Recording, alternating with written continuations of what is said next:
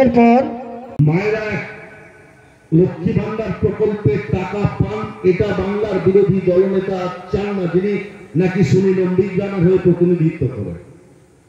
এই নন্দীগ্রামের বিধায়ক হিসাবে যিনি প্রতিনিধিত্ব করেন, তিনি চান না লক্ষ্মী ভান্ডারের টাকা বাংলার মায়েরা পাক, অর্থাৎ নন্দীগ্রামের মায়েরা পাক, টাকা তারা চান না। আবাস প্রকল্পের টাকা নন্দীগ্রামের মানুষ পান, তিনি চান না। রাস্তাঘাট তৈরি হোক, স্বাস্থ্যকেন্দ্র তৈরি হোক, উন্নয়ন হোক, তিনি চান না। অর্থাৎ জনবিরোধী একজন জনপ্রতিনিধি, তার নাম হচ্ছে সুরেন্দ্র অধিকারী। দেখুন, আমরা উপলক্ষ মাত্র শুরু করলাম। যাবতীয় যা কিছু করছেন বাংলার মাননীয় মুখ্যমন্ত্রী, বাংলার ঘরের মেয়ে মমতা বন্দ্যোপাধ্যায়। মমতা বন্দ্যোপাধ্যায়ের ঐকান্তিক প্রচেষ্টায় শুধুমাত্র এই 13 কিলোমিটার রাস্তা নয়, সারা নন্দীগ্রাম জুড়ে অনেক উন্নয়ন হয়েছে, সারা মেদিনীপুর জেলা জুড়ে অনেক উন্নয়ন হয়েছে।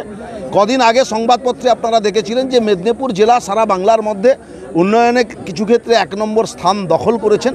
মমতা বন্দ্যোপাধ্যায়ের হাত ধরে পূর্ব মেদিনীপুর জেলা এগিয়ে চলেছে।